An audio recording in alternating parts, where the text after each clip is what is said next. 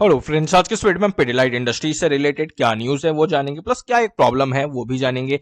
और लास्ट में हम टेक्निकल एनालिसिस भी देख लेंगे कि आने वाले टाइम में स्टॉक कैसा परफॉर्म करता हो दिख सकता है, क्या टारगेट्स एंड लेवल्स हो सकते हैं। तो चलिए वीडियो को शुरू करते हैं और जानते हैं इसके बारे में। फर्स्ट ऑफ ऑल मैं आप लोगों को बताना चाहता हूँ कि वीडियो सिर्फ सिर्फ एजुकेशनल पर्पस के लिए, यहाँ पे मैं कोई भी बाय सेल रिकमेंडेशन नहीं दे रहा हूँ, इसलिए खरीदना बेचने से पहले एक बार आप खुद के रिसर्च जरूर करें और आगे बढ़ने से पहले मतलब कि अपने फाइनेंशियल एडवाइजर से भी जरूर कंसल्ट कर लें। ठीक है, तो अब हम बात करते हैं पिडिलाइट इंडस्ट्रीज की। तो Pidilite industries related recent time में न्यूज आई है कि पिडिलाइट इंडस्ट्रीज ने पार्टनरशिप किया है with Italy based Synbios एक कंपनी है। ठीक है, और जनरली जो R&D रिसर्च एंड डेवलपमेंट के लिए जानी जाती है and global marketing in the leather training industry, कहीं ना कहीं लेदर रिलेटेड इनका बिजनेस है और उनमें कहीं ना कहीं काफी अच्छे खासे पोजीशन में इस कंपनी को माना जाता है।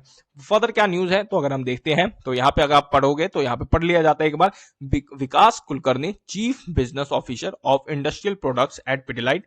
तो ये चीफ बिजनेस ऑफिसर है कहाँ के, पिडिलाइट के। तो इन्होंने क्या कहा है, Pidilite has been offering eco friendly leather chemicals for 30 years. ठीक है, तो लास्ट 30 सालों से पिडिलाइट जो है इको फ्रेंडली, जो कि एनवायरमेंट फ्रेंडली जो है वो केमिकल्स प्रोड्यूस करती है लेदर लेदर लेदर रिलेटेड। ठीक है, चमड़े रिलेटेड, अगर आप हिंदी में पढ़ोगे लेदर का मतलब चमड़ा होता है। ठीक है, तो लेदर केमिकल्स फॉर 30 ईयर्स। लेकिन अब now the sin BIOS partnership, तो अब ये जो पार्टनरशिप हुई है इससे बेनिफिट क्या होगा कंपनी को, तो ये बता रहे हैं इनके में जो चीफ बिजनेस ऑफिसर हैं।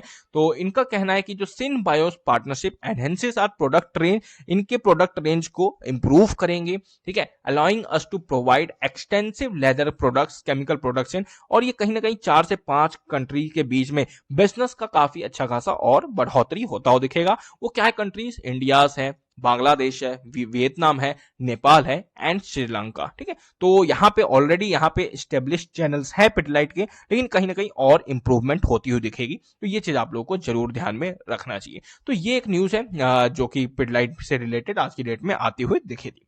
तो बेसिकली एक पार्टनरशिप हुई है, ये बस हमें ये ध्यान में रखना है।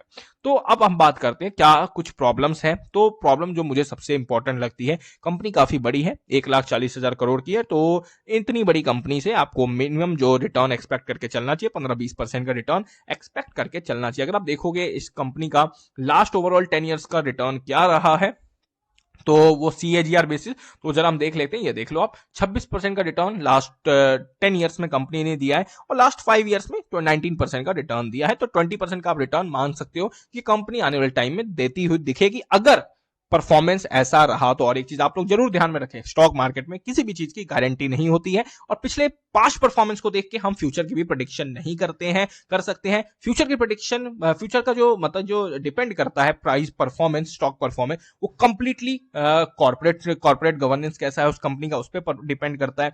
प्लस उसके रिजल्ट्स कैसे आ रहे हैं उस पर कहीं ना कहीं हाईली डिपेंडेंट है। ये चीज आप लोगों को जरूर ध्यान में रखना चाहिए। तो एक कंपनी काफी मतलब कि बड़ी हो चुकी है, तो वहां से उतने अच्छे रिटर्न्स आपको नहीं मिलेंगे, या ठीक ठाक डिसेंट अमाउंट ऑफ रिटर्न मिल जाएंगे, जैसा आप देख रहे हो पिछले 10 सालों में इस कंपनी ने दिया है। और एक और प्रॉब्लम जो यहां पे मुझे दिखती है कि 93 के पी पे कंपनी ट्रेड कर रही है, ये थोड़ा सा एक दिक्कत वाली बात है, काफी ज्यादा हाई वैल्यूएशन पे ट्रेड कर रही है।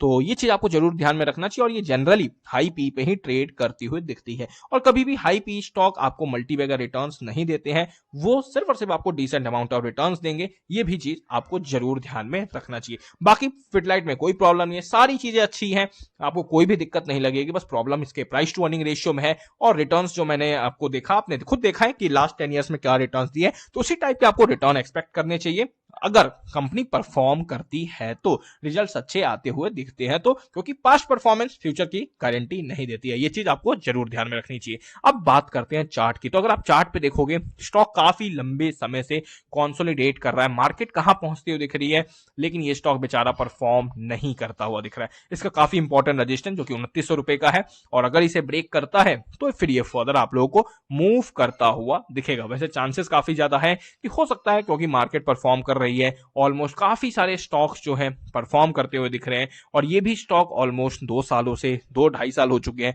कोई भी रिटर्न नहीं देता हुआ दिख रहा है। तो बहुत ही जल्द अगर ब्रेकआउट करता है तभी इसमें फर्दर मूवमेंट पॉसिबल है, जो कि 2900 के ऊपर है। और फिलहाल के डेट में स्टॉक में अगर टेक्निकल लेवल्स पे देखें तो मंथली चार्ट देखा जाए मजबूती की तरफ ही दिख रहा है अभी, एंड वीकली चार्ट पे देखा जाए तो वहां पे भी मजबूती ही है, एंड अगर डेली चार्ट देखा जाए वहां पे भी मजबूती है, वीकनेस कहीं भी नहीं है, ये स्टॉक रेजिस्टेंस के पास है, ये आपको जरूर ध्यान में रखना चाहिए, मल्टीपल रेजिस्टेंस इस लेवल के आसपास है।